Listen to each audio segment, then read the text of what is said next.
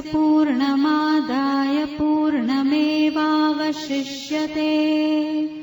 ॐ शान्ति शान्ति शान्तिः।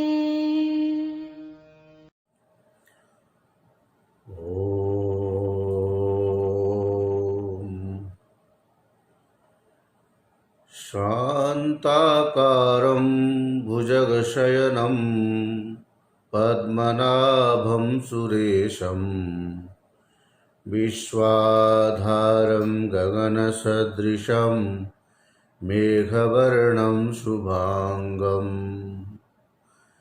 लक्ष्मीकान्तं कमलनयनं योगिभिर्ध्यानगम्यं वन्दे विष्णुं भवभयहरं सर्वलोकैकनाथम्।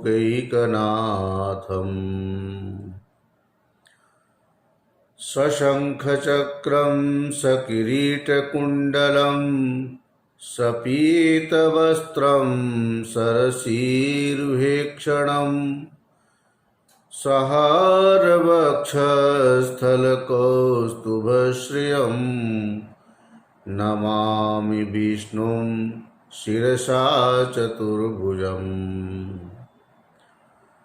नमः सवित्रे जगदेकचक्षुषे जगत्प्रसूते स्थितिनाश हेतवे त्रयीमयायै त्रिगुणात्मधारिणे विरिञ्चि नारायण शंकरात्मने।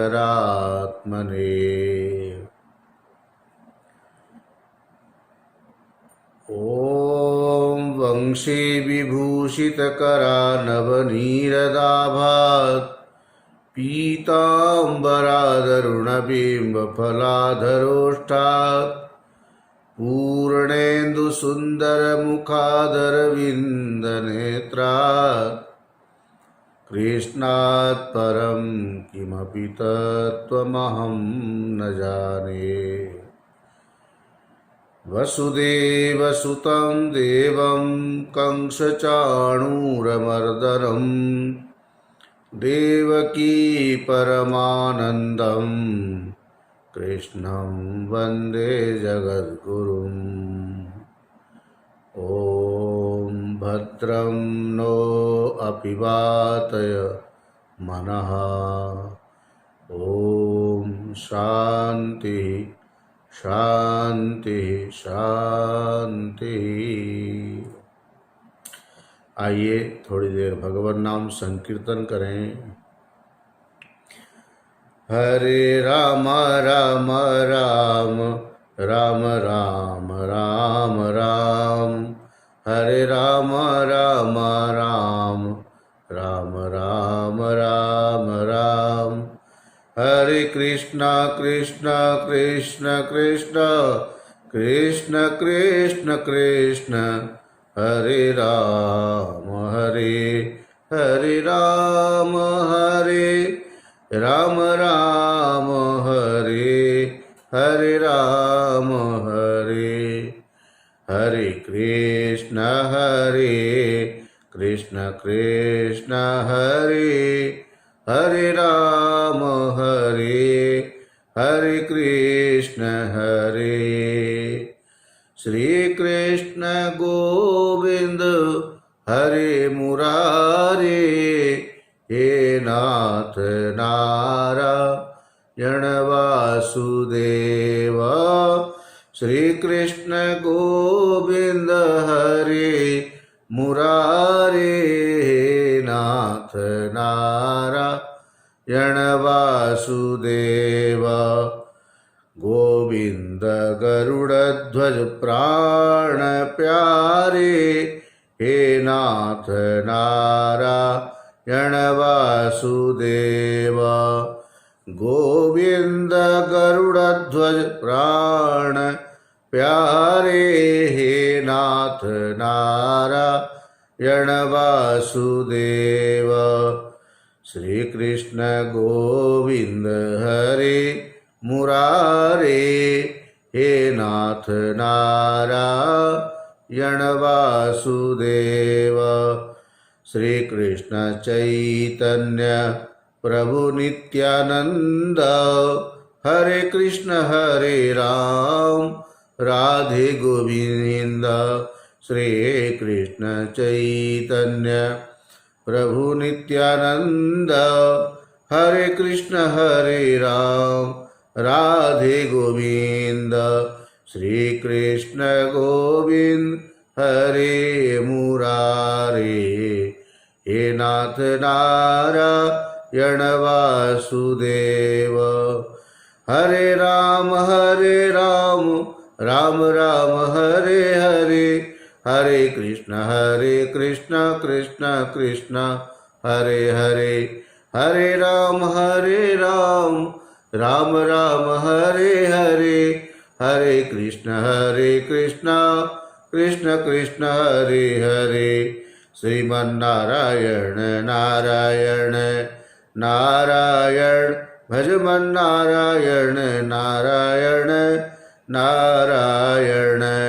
श्रीमन्नारायण नारायण नारायण भजमन नारायण नारायण नारायण। गोविंद जय जय गोपाल जय जय, राधा मुकुंद हरि गोविंद जय जय। गोविंद जय जय गोपाल जय जय, राधा मुकुंद हरि गोविंद जय जय।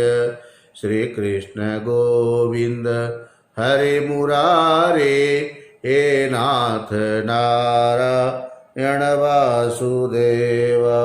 श्री कृष्ण गोविंद हरे मुरारे हे नाथ नारायण वासुदेव।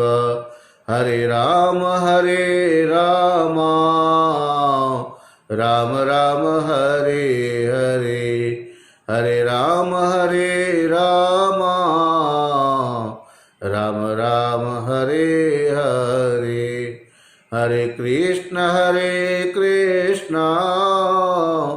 कृष्ण कृष्ण हरे हरे।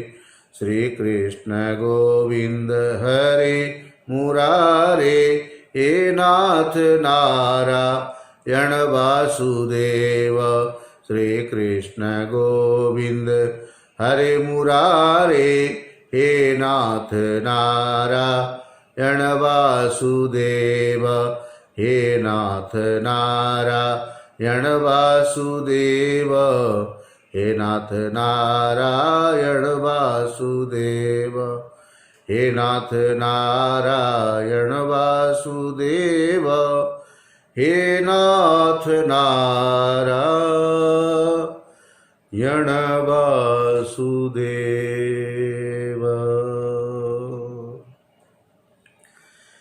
प्रेम से बोलिए आनंद कंद श्री कृष्णचंद्र भगवान की जय।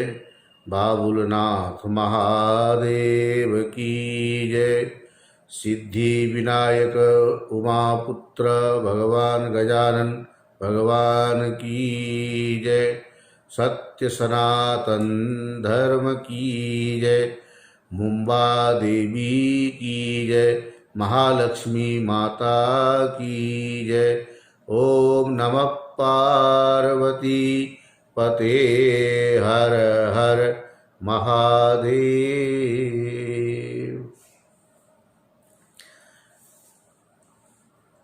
परब्रह्म परमात्मा की असीम अनुकंपा से हम लोग इस प्रेमपुरी आश्रम ट्रस्ट के द्वारा आयोजित दैनिक प्रातः काल का जो यह सत्संग है, 12 महीना अनवरत रूप से लगातार इस सत्संग का जो प्रवाह जिसका हमें आनंद मिलता है, लघु वासुदेव मननम का विचार कल आप लोगों ने श्रवण किया था। जैसा कि बार बार हम ये बात दोहरा देते हैं जिससे आपको ये विषय अच्छी तरह से स्मरण में रहे, याद हो जाए। लघु वासुदेव मननम, जैसा इसका नाम है वैसा ही इसका स्वरूप है, वैसा ही इसका कलेवर है।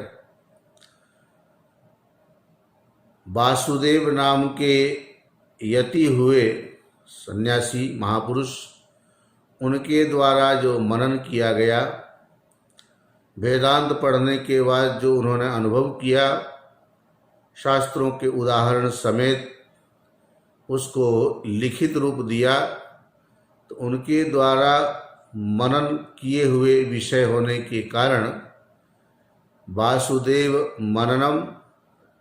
लेकिन ये पूरा जीवन में केवल एक पुस्तक का ही रूप हो ऐसा तो हो नहीं सकता।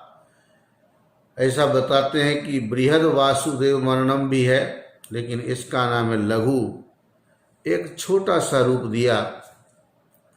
इस 12 वर्णक 12 वर्णक तक को भी लोग पढ़ लें तो वेदांत एकदम हृदयंगम हो जाएगा।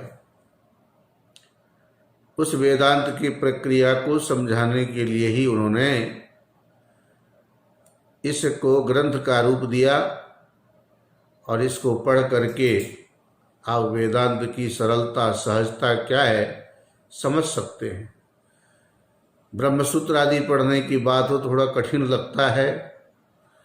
लघु वासुदेव मननम में इतना सरल विषय है, इतनी सरल भाषा है, जिसको पढ़ करके जनमानस सामान्य जन भी वेदांत की प्रक्रिया को अच्छी तरह से जान सकते हैं। कल आप लोगों ने आत्मा के जो 4 प्रकार के स्वरूप बताया था, शरीरत्रय से जो विलक्षण है, तीनों अवस्थाओं का जो साक्षी है, 5 कोशों से जो अतिरिक्त है, ऐसा सच्चिदानंद रूप वाला जिसका स्वभाव है, स्वरूप है, उसको आत्मा कहते हैं। उन तीनों का भी थोड़ा थोड़ा उल्लेख कर दिया, पहले के प्रकरणों में इसका विशेष रूप से वर्णन हो चुका है, आगे भी कई स्थानों पर वर्णन होगा। सच्चिदानंद रूपता का विचार चल रहा था। आज द्वितीय दिन 17 अगस्त 2020 श्रावण मास पवित्र मास में आप लोग वेदांत के सरलतम प्रकरण को श्रवण कर रहे हैं। ये बाबुलनाथ महादेव की ही कृपा है।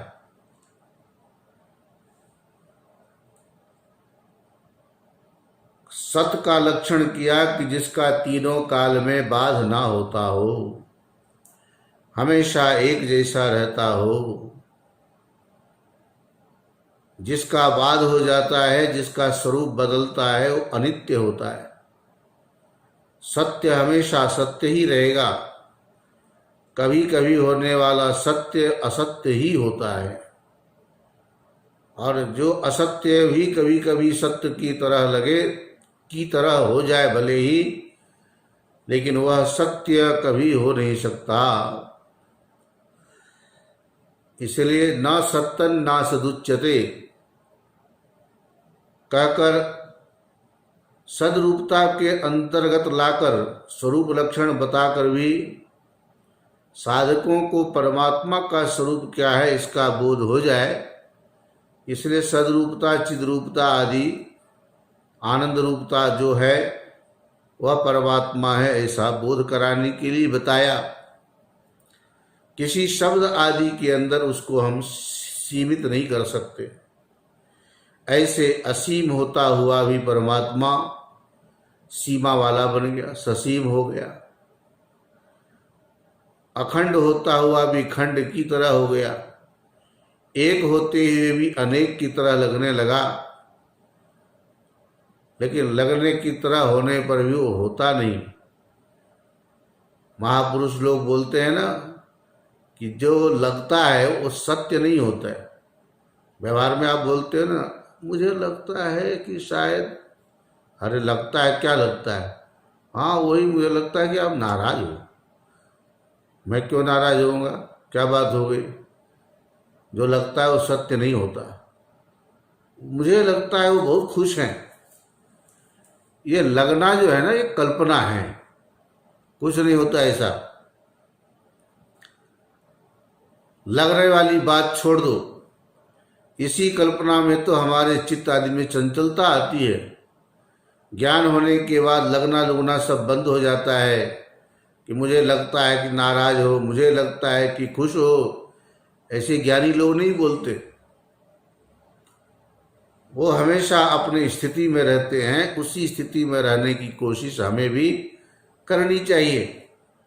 चेहरा देख करके, मुंह देख करके व्यवहार करे, गिरगिट की तरह रंग बदले और फिर कहे कि उस स्वरूप में स्थित हो गया या होना चाहता हूं, कैसे होगे? अपने आप पर भरोसा करो, अपने आप पर निष्ठा रखो। वेदांत की प्रक्रिया आप अच्छी तरह से रट लोगे, पढ़ लोगे, लेकिन जब तक उसमें निष्ठा नहीं होगी, आस्था नहीं होगी, तब तक काम बनने वाला नहीं है। इसके लिए हमेशा श्रद्धावान होते हुए आस्थावान भी बने, निष्ठावान भी बने। प्रक्रिया आपने पढ़ ली, समझ लिया, लेकिन प्रैक्टिकल रूप में अभी जीवन में उतारने का जो हम प्रयास नहीं कर रहे हैं, तो ये अच्छा नहीं होता। केवल किस्सा कहानी की तरह लगता है। सत्वम, लघु वासुदेव वर्णकार ने लिखा, इदम लक्षणम आत्मनि अस्ति। जो सत्य रूप है, जिसका तीनों काल में बाध नहीं होता किसी के द्वारा भी कभी भी, ये लक्षण आत्मा में है। अस्य प्रमाणम किमिति चेत, आत्मा का ये लक्षण है, इसमें क्या प्रमाण है? तो अस्य प्रपंचस्य सृष्टेः पूर्वम सदैव आसीत्, आत्मना आकाश संभूतः इत्यादि वेदांत शास्त्रम प्रमाणम। श्रुति वाक्य, हे सौम्य, सदैव सौम्य इदम अग्र आसीत्। अग्रे पूर्वम, पहले। हे सौम्य, शिष्य को संबोधित करके गुरुदेव कह रहे हैं कि हे सौम्य, सृष्टि होने से पूर्व वह परमात्मा सदरूप में था, अर्थात सदरूप परमात्मा सृष्टि से पहले था, और सृष्टि के रूप में बन जाने पर भी वही सदरूप परमात्मा है। शून्यवादियों के साथ इसी मंत्र को लेकर के वो बोलते हैं कि असत से जगत उत्पन्न हुआ, तो हम उनको जवाब देते हैं, कथम असतः सज्जायेत। असत से सत्य की उत्पत्ति कैसे हो सकती है? जब ये जगत हमें सत्य दिखाई दे रहा है, सत्य प्रतीत हो रहा है, तो ऐसे असत्य से यह सत्य भला कैसे प्रकट हो सकता है? आगे लक्षण करेंगे। संसार को सत्य भी कहना मुश्किल है, असत्य भी कहना मुश्किल है। सत्य कहने पर ज्ञान होने के बाद बाध होता है। असत्य इसलिए नहीं कह सकते कि प्रतीति होती है, दिखाई दे रहा है। इसलिए सत्य और असत्य से यह विलक्षण है, अनिर्वचनीय है। विद्यारण्य स्वामी जी ने लिखा, सामान्य व्यक्तियों के लिए यह सत्य की तरह दिखाई देता है। युक्ति पूर्वक विचार करने वाले लोगों के लिए अनिर्वचनीय रूप में दिखाई देता है, और जिनकी तात्विक दृष्टि है, जिनको ज्ञान हो गया, उन्हें यह मिथ्या रूप में दिखाई देता है, सारहीन। अनाज निकलने के बाद जैसे भूसे होता है ना, छिलका, ये छिलके की तरह छिला हुआ एक हिस्सा मात्र है, इसके अंदर कोई सार नहीं है, तथ्य नहीं है। ये विद्वान लोग मानते हैं। संसार को असार समझते हैं, एक संसार को अनिर्वचनीय समझते हैं, और एक संसार को वास्तविक समझते हैं।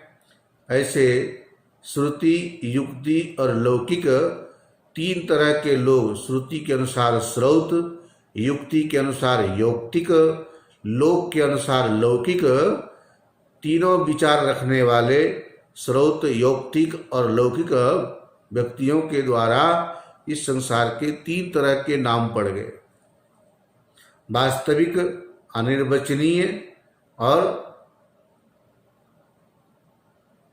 सारहीन, अर्थात मिथ्या, कुछ भी नहीं है। तो मिथ्या, अनिर्वचनीय और वास्तविक श्रुति ही, ये विद्यारण्य स्वामी जी ने पंचदशी में लिखा है। तो सदैव आसीत, ये पहले था आत्मना आकाश संभूत, आत्मा से आकाश उत्पन्न हुआ इत्यादि वेदांत शास्त्रम प्रमाणम, वेदांत शास्त्र इसमें प्रमाण है। किंच सर्वजनानाम अनुभवश्च प्रमाणम, शास्त्र प्रमाण देने के बाद लघु वासुदेव मननम में कहते हैं कि सभी लोगों का अनुभव जो है वह भी इसमें प्रमाण है। वो क्या है? कहते हैं कि ये 4 प्रकार के लोग देखे गए। हाँ, 4-5 प्रकार के लोग हैं। आढ़्य, धनाढ़्य, धनवान व्यक्ति, दरिद्र, गरीब व्यक्ति, कर्म करने वाले कर्मी, भक्ति उपासना करने वाले भक्त, और मोक्ष प्राप्त करने की इच्छा रखने वाले मुमुक्षु। धनवान, दरिद्र, कर्मी, भक्त और मुमुक्षु, ये 5 लोग जो है, 5 तरह के जो लोग हैं, और इन 5 लोगों का जो अनुभव है वह इसमें प्रमाण है। एतेषाम अनुभव कीदृश इति चेत, इन लोगों का अनुभव कैसा है, किस प्रकार का है? तो बताते हैं, जो धनवान व्यक्ति इस समय अपने को धनवान देख रहा है, उसको लेकर के वह अनुमान करता है कि मैं इस समय धनवान क्यों हूं, कैसे धनवान बना। अहम पूर्व जन्मनि सत्पात्रेषु यत् किंचित् दत्तवान तेना अस्मिन् जन्मनि ऐश्वर्यम अनुभवामि। पूर्व जन्म में सत्पात्रों को जो मैंने दान दिया था, यद किंचित दत्तवान, जो कुछ भी मैंने अपने सामर्थ्य के अनुसार इस जन्म से पहले पूर्व जन्म में जहाँ भी था, उस समय हमने सत्पात्रों को, हाँ, जो दान देना चाहिए शास्त्र में बताया है ना, देशे काले च पात्रे च, देश, काल और पात्र, इन तीनों का सद्विचार करके जिसको हम धन देने जा रहे हैं वह व्यक्ति कैसा है, वह समय कैसा उपयुक्त है, और वह देश, स्थान कैसा है, तीनों का विचार करके जो दिया जाए वह सात्विक कार्य माना जाता है, सात्विक दान कहलाता है, उसी को सत्कर्म भी बोलते हैं। तो हमने पूर्व जन्म में सामर्थ्य रहते हुए सामर्थ्य के अनुसार जो कुछ भी सत्पात्र को दिया था वह हमें कई गुणा ब्याज समेत इस जन्म में लौट करके मिल रहा है। तेना अस्मिन् जन्मनि ऐश्वर्यम अनुभवामि, ऐश्वर्य का अनुभव करता हूँ। और अस्मिन् जन्मनि अपि यद किंचित दत्तम चेद भविष्यत् जन्म ऐश्वर्यम अनुभविष्यामि इति आढ़्यस्य अनुभव। पिछले जन्म में दान किया तो इस जन्म में हमें मिला, और इस जन्म में भी पूर्व जन्म की तरह ही यदि मैं दान करूंगा तो अब जो इससे अगला जन्म होगा तो इसी तरह से फिर से हम ऐश्वर्यवान के घर में जन्म लेंगे, वहीं पर हमारा जन्म होगा, और इस तरह से हमारे अंदर जो आढ़्यपना है, धनाढ़्यपना है, वह कभी कम नहीं होगा बल्कि बढ़ता ही जाएगा। आत्मा के अस्तित्व, आत्मा की सत्ता की बात चल रही है, जिसमें इस धनवान का जो दृष्टांत दिया, इससे ये प्रमाणित किया, ये सिद्ध किया कि ये धनवान पहले था, तभी इस जन्म में भी है, और अभी जब करेगा तो आगे भी धनवान बन करके आएगा। अब थोड़े से बात सोचने की, हम इसका उल्लेख बाद में करेंगे। अभी तो केवल इन पांचों का उदाहरण दे रहे हैं। आत्मा के नित्य सत्ता को सिद्ध करने के लिए इन 5 तरह के व्यक्तियों का अनुभव को प्रमाणित किया, उनके अनुभव को प्रमाण मानकर उसका उदाहरण दिया, जिस उदाहरण से आत्मा की नित्य सत्ता का बोध हो जाए, जिसके लिए प्रयोग किया। गीता में इसके लिए वो बहुत सुंदर श्लोक है। जिस समय युद्ध के मैदान में अर्जुन को मन में ये लगता है ना कि यदि मैं इनको मार दूंगा तो मेरा क्या होगा, इन लोगों का क्या होगा, प्राय सबको यही चिंता रहती है। जितने भी हम देखते हैं, अभी भी उम्र हो जाती है, बुढ़ापा आ जाता है, फिर भी लोगों के मन में रहता है कि इसका क्या होगा, उसका क्या होगा, हम चले जाएंगे तो कैसे होगा, अरे हम जाएंगे, कहाँ जाएंगे, क्या करेंगे, अभी तक क्या किया हमने, अपनी चिंता करो, दूसरे की चिंता छोड़ो। हाँ, सबके पालन पोषण करने वाले भगवान विश्वम्भर हैं, उनके भरोसे रहो। आप किसी का पालन पोषण नहीं करते, हम तो केवल निमित्त बनते हैं।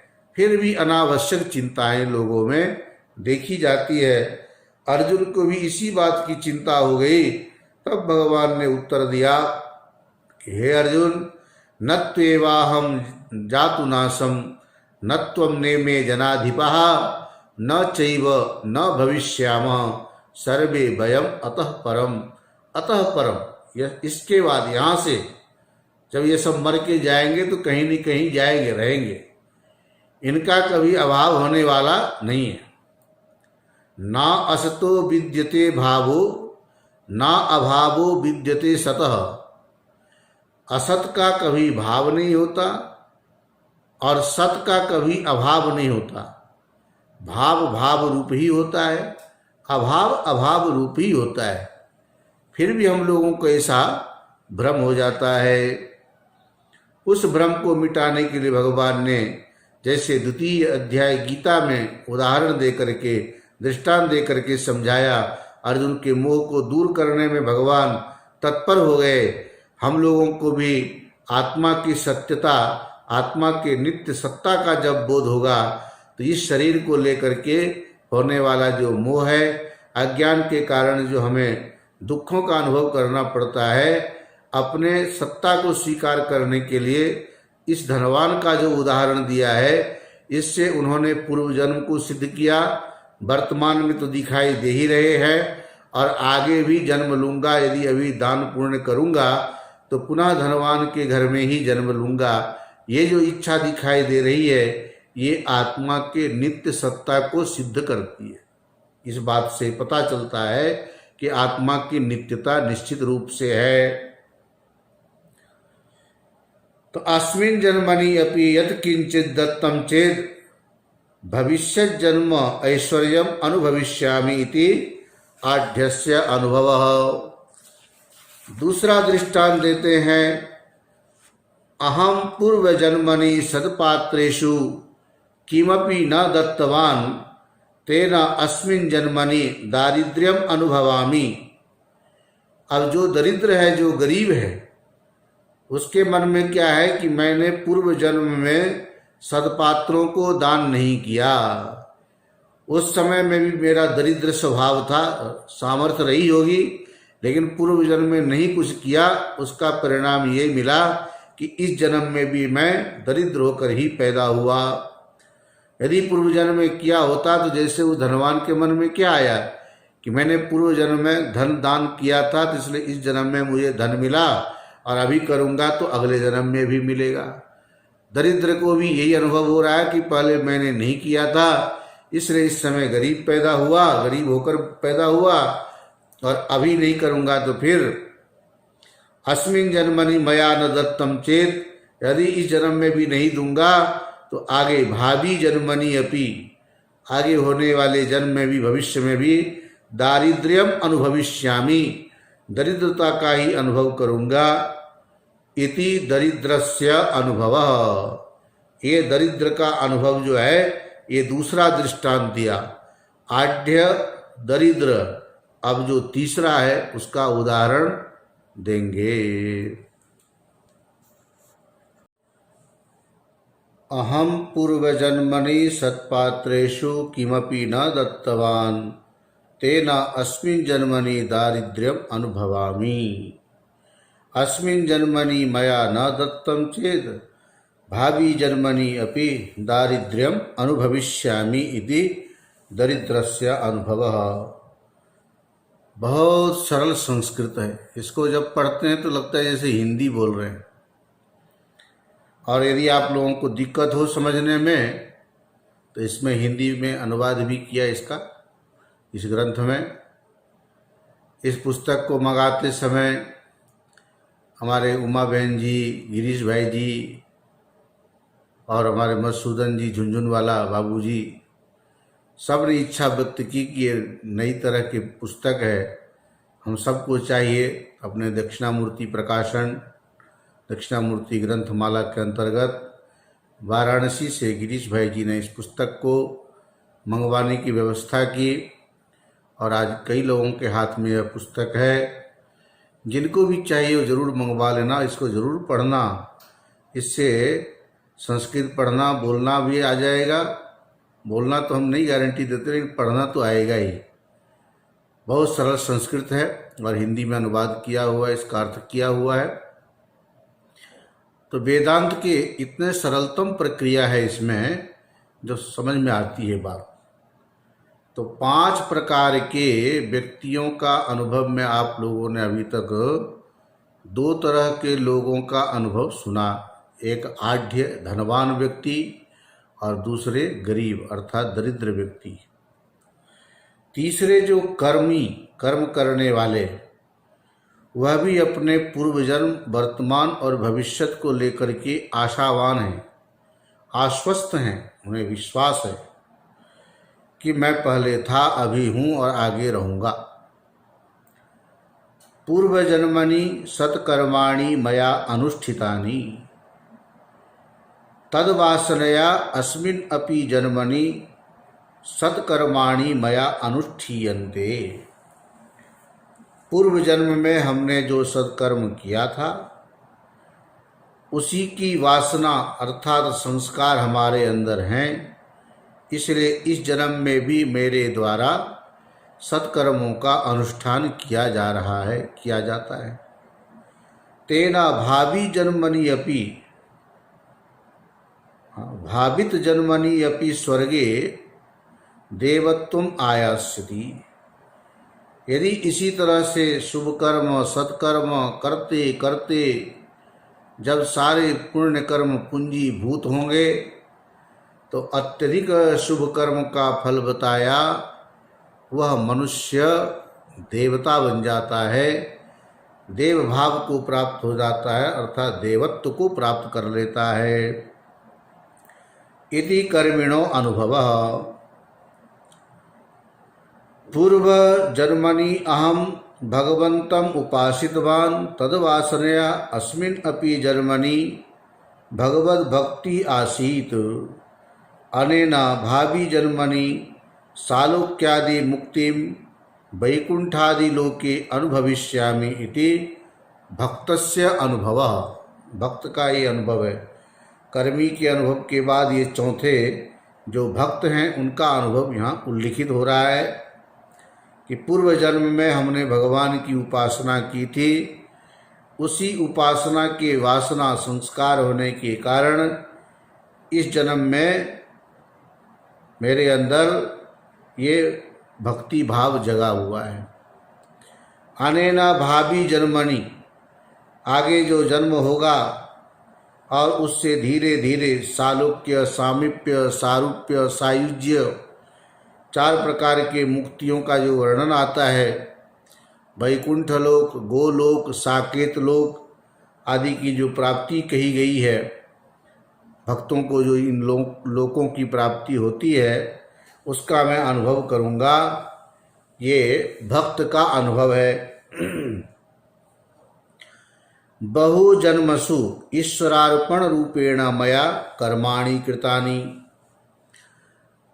मैंने इससे पिछले जन्मों में, अनेक जन्मों में जो कुछ भी किया सब के सब ईश्वरार्पण बुद्धि से किया, ईश्वर को, भगवान को अर्पित किया, करता चला गया। उसका परिणाम स्वरूप, जैसे कहते हैं ईश्वरानुग्रहादेशा पुंसाम अद्वैत वासना, तो ईश्वर के अनुग्रह प्राप्त करने के लिए हमारे अंदर भी योग्यता होनी चाहिए। तो स्ववर्णाश्रम धर्मेण तपसा हरितोषणात् साधनम प्रभवेद पुंसाम वैराग्यादि चतुष्टयम। ये जो साधन चतुष्टय संपन्नता, जो अधिकारी के लक्षण हैं, 4 प्रकार के साधनों की जो प्राप्ति होती है, ये स्ववर्ण और स्व आश्रम, अपने वर्ण जाति के अनुसार और अपने आश्रम के अनुसार रह करके व्यक्ति ईश्वरार्पण बुद्धि से उस जाति में रहकर, उस आश्रम में रहकर जो भी कर्तव्य कर्म था, ब्राह्मण क्षत्रिय वैश्योचित जाति, ब्रह्मचर्य आश्रम, गृहस्थाश्रम, वानप्रस्थाश्रम और संन्यासाश्रम के अनुसार जिस आश्रम में रह करके जो कर्तव्य कर्म था वो हमने किया, उन कर्तव्य कर्मों को अपने वर्ण और आश्रम के अनुसार, चाहे दुख हुआ या सुख हुआ, वह मायना नहीं रखता, बल्कि हमने अपने वर्ण और आश्रम के अनुसार जो कुछ किया वो सब के सब तुभ्यम एव समर्पये, सब कुछ हमने आपको समर्पित किया। तदीयम वस्तु गोविंद तुभ्यमेव समर्पये। ऐसे ईश्वरार्पण के द्वारा अपने कर्तव्य कर्मों को समर्पित कर देना, ऐसा जो तपस है, तपस्या है, उस तप के द्वारा हरितोषणा, भगवान जब प्रसन्न होते हैं तब उस जीवात्मा को साधनों की प्राप्ति होती है। साधनम प्रभवेत पुंसाम वैराग्य आदि से समदम उपरति तितिक्षा श्रद्धा समाधान षट संपत्ति यह मूत्र अर्थ फल भोग विराग, षट संपत्ति वैराग्य, नित्यानित्य वस्तु विवेक, षट संपत्ति वैराग्य और मुमुक्षुता, इन चारों को बोलते हैं, चारों का ये समूह है। एक समूह के रूप में उपलब्ध होना चाहिए, तब बनते चतुष्टय। नहीं तो चतुर 4 कहते तो कभी एक होता, कभी दूसरा होता, कभी नहीं भी होता, ऐसा नहीं। जब भी होगा ये चारों एक साथ होंगे। इन चारों के समूह जिसके पास है वो चतुष्टय साधन से संपन्न है। साधन चतुष्टय से संपन्न जो अधिकारी है, वह अधिकारिता कब आई? ईश्वरार्पण बुद्धि पूर्वक अपने वर्ण आश्रम में रह करके सब कुछ ईश्वर को अर्पित किया। ऐसे तपस्या से भगवान को प्रसन्न करके उस जीवात्मा को, साधक को, चारों प्रकार के साधन प्राप्त हो जाते हैं, चतुष्टय संपन्नता आती है। साधनम प्रभवेत पुंसाम वैराग्यादि चतुष्टयम, ये हुआ। इसलिए बहुजन्मसु ईश्वरार्पण रूपेण मया कर्माणि कृतानि तेन अस्मिन् जन्मनि साधन चतुष्टयम। साधन चतुष्टय की प्राप्ति के बाद क्या है? तो कहते हैं सद्गुरु लाभ, परीक्षलोकान् कर्मचितान् ब्राह्मणो निर्वेद माया नास्त्य कृतः कृतेन तद विज्ञानार्थम स गुरुम एव अभिगच्छेत समित पाणि श्रोत्रियम ब्रह्मनिष्ठम। ये प्रसंग आने पर हम बताएंगे आप लोगों को। अभी तो हम इतना ही कहेंगे, ये 5 प्रकार के जो व्यक्ति हैं, धनवान, दरिद्र, कर्मकांडी, कर्मी, भक्त, उपासक और तत्व जिज्ञासु, अर्थात जो ज्ञानी है, ज्ञान हो गया होता तो मुक्त हो जाते, भी ज्ञानी तो नहीं है, लेकिन ज्ञान के मार्ग में यदि चले हैं तो ये भी पिछले जन्मों से ईश्वरार्पण बुद्धि पूर्वक भक्ति कर्म जो कुछ भी किया सब ईश्वर को समर्पित करते चले गए, अंतःकरण शुद्ध हो चुका है जिनका, ऐसे प्रमाता अधिकारी को सद्गुरु का जो अभी लाभ हुआ है, अच्छे घर परिवार में जन्म हुआ जहाँ पर सब लोग अध्यात्म से जुड़े हुए हैं। नहीं तो ऐसा भी होता है, आप भले ही आध्यात्मिक हो, आपके अंदर जन्म जन्मांतर के संस्कार भी अच्छे हैं, लेकिन कुछ ऐसे खोटे कर्म होते हैं तो परिवार अच्छा नहीं मिलता। और जब परिवार आध्यात्मिक ना हो तो वह हमारे आध्यात्मिक यात्रा में बाधा बन जाते हैं। ऐसे बाधा उत्पन्न करने वाले परिवार में जन्म ना हो और बल्कि सहायता करने वाले परिवार में जन्म हो, ये भी आपके पुण्य कर्मों का फल है, ऐसा होता है। तो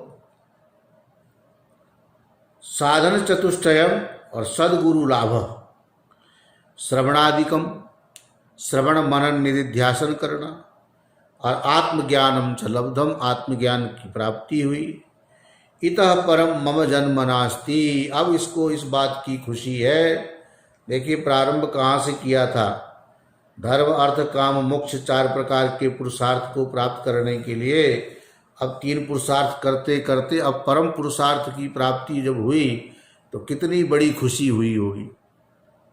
जैसे आपके मन में कभी उस ओहदे पर, उस परम पद पर पहुंचने की इच्छा हो, लोक में जब राजनीति से जुड़ते हो और आपके मन में कल्पना हो सकती है कि मैं भी एक दिन भारत का प्रधानमंत्री बनूंगा, मैं भी एक दिन भारत का राष्ट्रपति बनूंगा, कभी ऐसी इच्छा हो जाए तो फिर वो इच्छा यदि पूरी हो जाए तो आप क्या सोचोगे कि शायद मुझे ये बनना था, तभी ऐसी इच्छा कई वर्ष पहले जैसे हमने राजनीति ज्वाइन की, राजनीति से जुड़ा, तभी ये मेरे मन में भाव आया था शायद ये दिन मुझे देखना था, तभी से ईश्वर ने मन में संकल्प कराना प्रारंभ करा दिया। संकल्प करने में भी हम लोग स्वतंत्र नहीं हैं, इसलिए बोलते मैं संकल्प करता हूँ करूँगा। तो ये करता हूँ करूँगा कौन है? जो अंदर प्रेरक है, वही अंतर्यामी के रूप में हमारे द्वारा संकल्प और विकल्प सब करवा देते हैं। तो अब इस बात की खुशी है, जैसे राजनीति ज्वाइन करते समय इच्छा थी कि कभी इस पद पर पहुंचूंगा या नहीं। अब तक खूब उपासना की, खूब कर्म किया, अब क्या अनुभव हो रहा है कि देखो अब ये मेरा इतः परम मम जन्म नास्ति, अब यहाँ से जाऊंगा तो फिर दोबारा मेरा जन्म होने वाला नहीं है। हाँ, लोग भाई कई बार बोलते, मैं थोड़ा सी प्रसंग आया इसलिए याद आ गया। लोग बोलते महाराज वेदांती लोग मोक्ष मोक्ष की बात करते हैं, मोक्ष का मतलब यही तो आप कहते हो ना कि जन्म मरण का चक्कर खत्म हो जाएगा। तो जन्म लेवे और संसार में आवे, सब कुछ खा पी के मौज मस्ती करके जाए, तो इसमें बुराई क्या है? बात सही है उनकी, मैं उनका समर्थन करता हूँ, लेकिन उनसे ये कहे कि जो जन्म लिया, जब जन्म हुआ वो तो बात अब आपको याद है नहीं। मरोगे, मरने के बाद शरीर को जलाते वो सब भी आप देखोगे नहीं।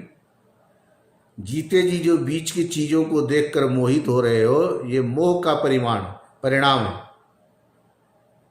क्योंकि अरे जब तू मरेगा तुम्हें वह जो गर्भाशय है, मलमूत्र की जो थैली है, उसमें 9 महीना रह करके फिर निकलना पड़ेगा। और तुम गाली के रूप में हो सकता है, सत्संग में ऐसा बोलना नहीं चाहिए, तो मैं अमुक जीव के रज वीर्य से उत्पन्न होना पड़ेगा। मनुष्य योनि ही मिलेगी, कोई गारंटी नहीं है। कुकर शुकर आदि योनि में भी जा सकते हो, कीट पतंग भी बन सकते हो। तब क्या ऐसे योनि में, ऐसे शरीर में आना चाहोगे? तब तो यही कहोगे ना, केवल मैं मनुष्य बन करके आऊँ, अच्छे घर में आऊँ, धनवान के वहाँ आऊँ, स्वस्थ रहूँ, बढ़िया खाऊँ पीऊँ, और अच्छे जितने भी स्वर्गीय भोग हैं, संसार के उत्तम पदार्थों का जो भोग है उसका उपभोग करूं। यही इच्छा होने के कारण तो आप आना चाहते हो। नहीं तो जब वो बात याद दिलावे कि आपको गर्भाशय में मलमूत्र के थैली में होके आना पड़ेगा, वहाँ हाथ जोड़ते रहोगे, रोते रहोगे, भगवान से प्रार्थना करोगे कि हे प्रभु आप जल्दी हमें यहाँ से बाहर निकालो, वो बात सब भूल गए, क्योंकि यही भगवान की माया। याद रहे तो कभी भी कोई जन्म नहीं लेना चाहेगा। अब आप कहोगे कि ऐसा कहाँ होता है, तो प्रत्यक्ष प्रमाण है। अब इस बात को तो कोई झुठला नहीं सकता। हाँ, इसको झुठलाने का मतलब है आप सच्चाई से मुंह मोड़ रहे हो। 9 महीने तक बच्चा पेट में रहता है, ये तो सब देख ही रहे हो। जन्म लेने के बाद कितना कष्ट होता है ये भी देखे हो। और पूरे जीवन संघर्ष करना पड़ता है, बुढ़ापे में अधीन होना पड़ता है, शरीर में शिथिलता आ जाती है। हाँ, तो ऐसा बताओ, जो केवल दुख ही दुख से भरा हुआ है, उसमें आपको सुख की जो प्रतीति हो रही है, ये भ्रम नहीं, आभास नहीं, तो और क्या है?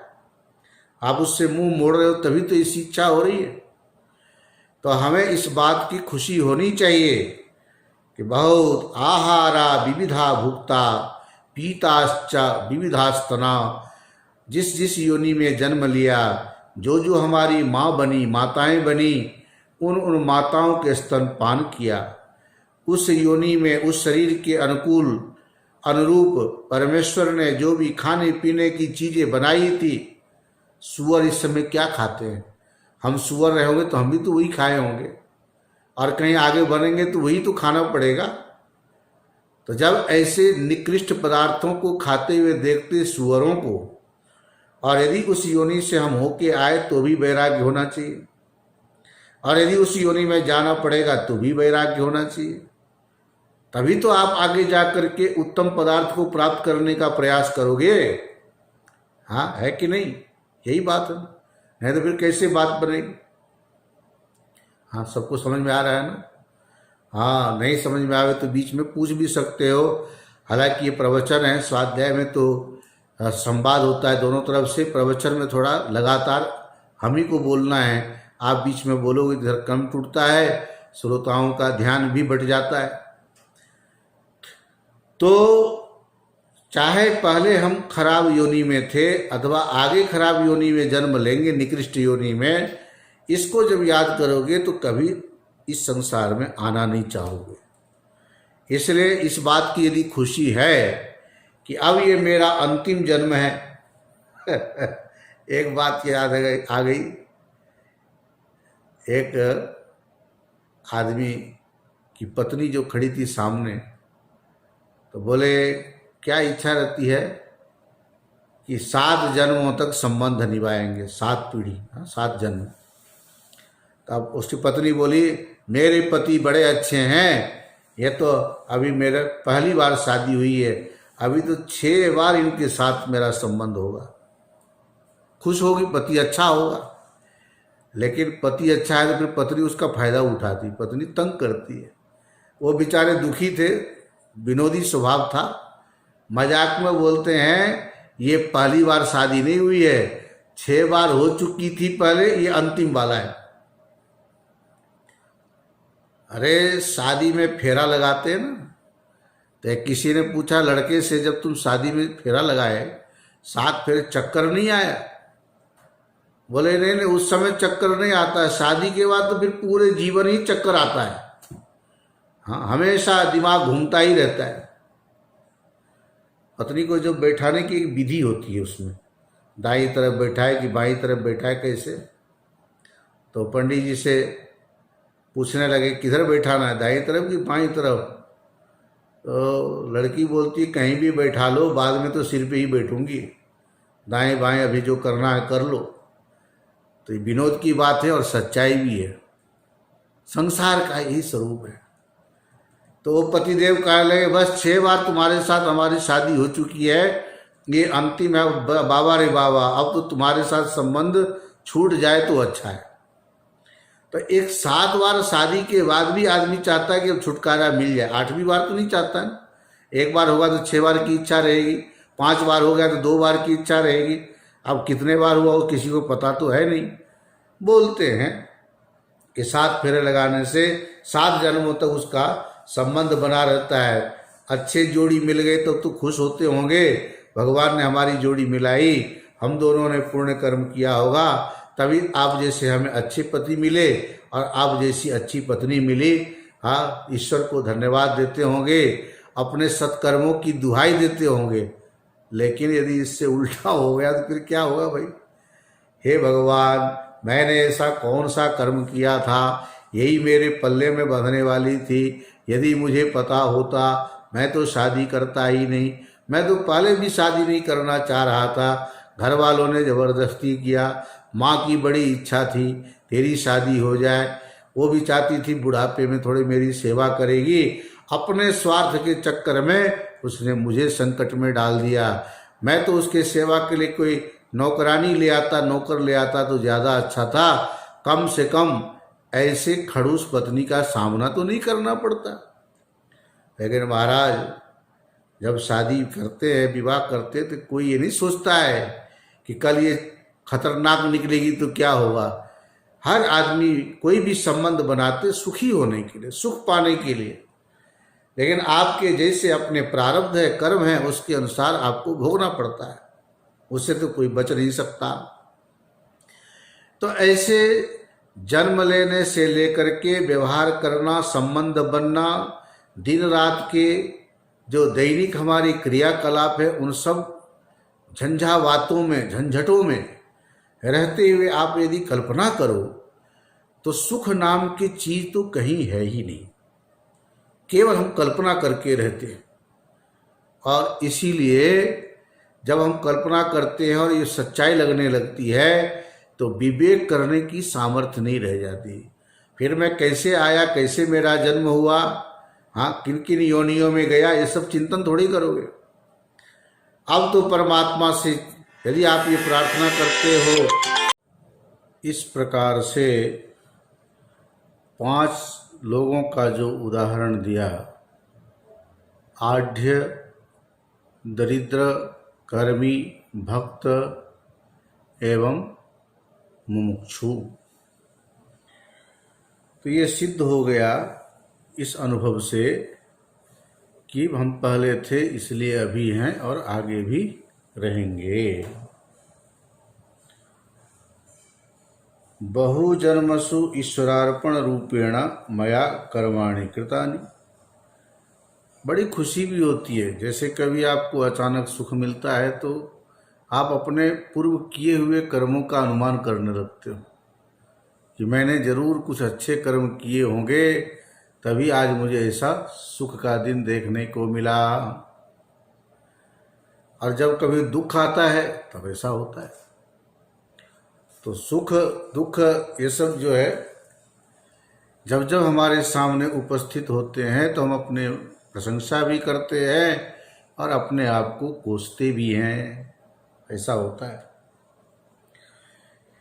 एवं सर्वेषां जनानां कालत्रये अपि अहम अस्मि। इन 5 लोगों के उदाहरण दे करके जो उनकी अपनी अनुभूति रूपी प्रमाण है, उसके आधार पर यह सिद्ध हुआ, इन सभी लोगों के अनुभव के आधार पर, कि कालत्रये, तीनों कालों में, अहम अस्मि, मैं हूँ। इति अनुभव दर्शनात् आत्मनि अध्यस्तस्य देहस्य एव नाशः आत्मनस्तु न कदाचिद अपि नाश इति जानीहि। ऐसा जानो, ऐसा समझो क्या, कि जब ये अनुभव होता है कि मैं पहले था, जिस शरीर में था वह शरीर तो नहीं रहा, लेकिन जो इस समय शरीर को ग्रहण करने वाला है वह मैं ही हूँ। ये था, होऊंगा या हूँ, जो कुछ भी है सब शरीर को लेकर ही बोला जाता है।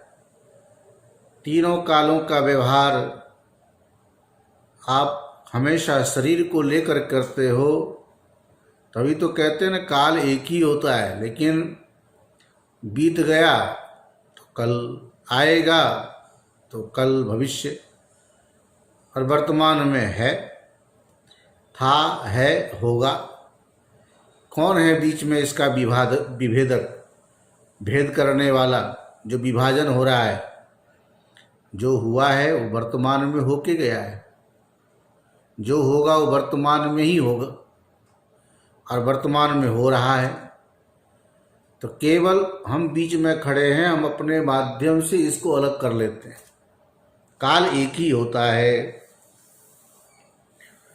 तो इति अनुभव दर्शनात् आत्मनि अध्यस्तस्य देहस्य एव नाशः। इसलिए उस आत्मा में अध्यस्त जो शरीर था अथवा इस समय जो है और आगे भी जितने भी शरीर मिलेंगे वे सब बदलते जाएंगे, नष्ट होते जाएंगे। इसलिए शरीरों को आत्मा नहीं कहा जा सकता। शरीर शब्द का अर्थ ही होता है शीर्यत इति शरीरम। जीर्ण शीर्ण जो हो जाए। आज जो शरीर इतना अच्छा दिख रहा है, बुढ़ापा में ऐसा नहीं रहेगा, जर्जर हो जाएगा। गतवती वायु देहा पाए। प्राणवायु के निकल जाने के बाद इस देह का अपाय हो जाता है, छूट जाता है। हाँ, गतवती वायु देहा पाए। रथ्याचरपट विरचित ग्रंथ पुण्यापूर्ण विवर्जित पंथ। तो ये सब आचार्य ने भी जगह जगह निर्देश किया है। ऐसे जीर्ण शीर्ण होने वाले शरीर आत्मा का स्वरूप हो नहीं सकता। आत्मा नित्य है। आत्मा में किसी भी प्रकार का बदलाव नहीं आता। कदाचित अपि कभी भी नाश आत्मा का नहीं होता। और शरीर आत्मा के लिए कपड़े की तरह है, जैसे कि गीता दूसरे अध्याय में आप लोग बार बार पढ़ते हो, वासांसि जीर्णानि। पुराने वस्त्रों को छोड़ देते हैं, नए वस्त्रों को धारण करते हैं। ठीक उसी प्रकार से इस आत्मा के लिए भी यह शरीर वस्त्र की तरह ही है। जैसे वस्त्रों को पुराना होने पर छोड़ देते हैं, यह आत्मा भी इस शरीर के पुराने हो जाने पर इसमें से निकल जाती है। हाँ, शरीर में जो आत्मत्व बुद्धि है, शरीर के जाने वाले आत्मा को भी आत्मा ही कहते हैं, लेकिन वह पांच भौतिक अथवा सूक्ष्म शरीर जिसका आना जाना होता है। व्यापक आत्मा का न आना हुआ है न जाना होता है। लेकिन जब यह सूक्ष्म इंद्रिय आदि को ग्रहण करके पूरी अष्टक का लिंग शरीर बोलते हैं, सूक्ष्म शरीर बोलते हैं, इसका तो आना जाना होता है। और इसी के माध्यम से कह दिया जाता है आत्मा का आना जाना। व्यापक आत्मा का आना जाना नहीं होता। ये आत्मदेव व्यापक होते हुए भी परिच्छिन्न कैसे हो गए, सीमित कैसे हो गए, ये जरूर विचारणीय है। ये भी प्रभु ने आनंद लेने के लिए ही किया होगा। ऐसा जो व्यापक होते हुए भी परिच्छिन्न होना, अपरिच्छिन्न को परिच्छिन्नता में जरूर कुछ आनंद मिला होगा, तभी तो ऐसा हुआ है। देहस्य वनाश आत्मनस्तु न कदाचिदप नाशयति जानीहि। तस्मात् आत्मनः कालत्रये अपि अबाध्यमानत्वे सति एकरूपत्वस्य विद्यमानत्वात् आत्मनः सद्रूपत्वम् अस्ति। इसलिए यह निश्चय हुआ कि तीनों कालों में अबाध्यमान है, जो जिसका बाध नहीं होता, ऐसी जिसकी एक रूपता बनी रहती है, ऐसा सर्वत्र जो विद्यमान है, रहता है, यही आत्मा की सदरूपता है। यहाँ तक तो आप लोगों को समझ में आ गया होगा। 5 प्रकार के व्यक्तियों के उदाहरण दे करके आत्मा की सदरूपता बता दी।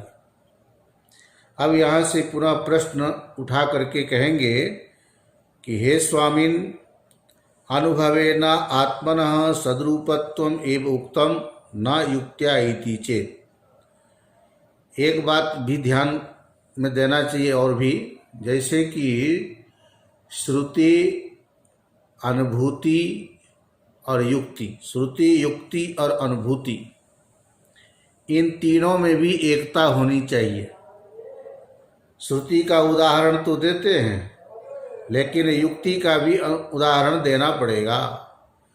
और जब श्रुति युक्ति में एकता हो जाएगी, फिर अनुभूति की भी आवश्यकता होती है। अनुभव में भी आना चाहिए। अनुभव, अनुभूति, युक्ति और श्रुति से विरुद्ध है तो भी प्रमाण नहीं माना जा सकता। अनुभव सबसे श्रेष्ठ प्रमाण तो है, लेकिन युक्ति और श्रुति के साथ संगति भी मिलानी पड़ेगी। युक्ति का मतलब होता है तर्क करना, तर्क का मतलब होता है श्रुति के अनुकूल। जो श्रुति ने उदाहरण आदि प्रस्तुत किया, श्रुति जो प्रमाणित करती है, जो प्रमाण दिए हैं मंत्रों के द्वारा, उसमें फिर उसके अनुकूल तर्क करो। बात समझ में ना आए तो जरूर तर्क करना चाहिए। श्रुति के अनुकूल तर्क को ही युक्ति कहते हैं, श्रुति विरुद्ध तर्क को कुतर्क कहते हैं। और कुतर्क करने से आत्मबोध होने में दिक्कत आती है, अर्थात आत्मबोध होता ही नहीं। आत्मज्ञान की प्राप्ति के लिए कुतर्क करना अच्छा नहीं है। हाँ, शब्द ही ऐसा है, तभी तो बोलते हैं चूहे ने कपड़े कुतर दिए। कपड़े चूहा भी काटता है और कपड़े को दर्जी भी काटता है, लेकिन दर्जी के लिए तो हम नहीं बोलते दर्जी ने कपड़े कुतर दिए। इसका मतलब है युक्ति के द्वारा जो जो विरुद्ध बातें हैं उनको काट दो, छांट दो। लेकिन कुतर्क करोगे, बिना मतलब के कटनी छटनी करोगे। चूहा कपड़े को इस तरह से नहीं कुतरता कि आपके वो काम में आए, ना तो उसके स्वयं के काम में आता है, ना आपके काम के लिए रहने देता है, रहने लायक छोड़ता है। यही है कुतरना। तो कोई कुतर दे, कभी आप टेलर को नहीं कहते चूहा जैसे कपड़ा कुतरता है, तुम भी ऐसे कुतर देना। वो बड़े ढंग से कपड़े को काटता है, उसको सिलाई के बाद पैसा लेने से भी मतलब है। और आपका एक एक नाप लेता है, बाहों का, कमर का, पीठ का, पेट का, गर्दन का, ये सब नाप इसलिए लेता है ताकि कपड़े एकदम फिट हो जाए, और उसी हिसाब से कैंची चलाकर वह कपड़े को काटता है।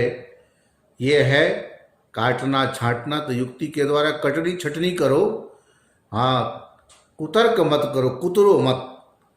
कुतर्क आत्मबोध में प्रतिबंधक होता है, ऐसा शास्त्रों में कहा है, और बात भी सही है। नैषा तर्केण मतिरापनेया, तर्काद प्रतिष्ठानात्, तर्क की कहीं प्रतिष्ठा नहीं होती। वहाँ तर्क मतलब कुतर्क ही जोड़ लेना चाहिए। कुतर्क करने वाले का कोई निर्णय नहीं होता है, कोई उनका अपना निश्चय नहीं होता। ऐसे बहुत सारे हमारे दार्शनिक भी हुए जिनका अपना सिद्धांत कुछ रहा नहीं, और दूसरे के सिद्धांत का तर्क के द्वारा खंडन किया। उस खंडन करने से न तो उनका कोई लाभ हुआ, ना हमारी कोई हानि हुई, बिना मतलब के समय खराब किया। तो ऐसा भी होना अच्छा नहीं होता है, ये जरूर ध्यान देना चाहिए। तो अब शिष्य गुरुदेव से कहते कि हे स्वामिन, अनुभवेन आत्मना सदरूपत्वम एव उक्तम। अभी तो अनुभव के द्वारा ही आत्मा की सदरूपता बताई, युक्ति के द्वारा भी इस आत्मा की सदरूपता सिद्ध हो सकती है, तो कृपा करके जरूर बताइए। तो युक्ति के द्वारा अब आत्मा की सदरूपता किस तरह से सिद्ध होगी, ये विचार अगले सत्र में करेंगे। हरिओम तत्सत। ओम पूर्णमदः पूर्णमिदं पूर्णात् पूर्णमुदच्यते पूर्णस्य पूर्णमादाय पूर्णमेवावशिष्यते। ओम शांति शांति शांति। सर्वे भवन्तु सुखिनः, सर्वे सन्तु निरामयाः, सर्वे भद्राणि पश्यन्तु, मा कश्चित् दुःखभाग् भवेत्।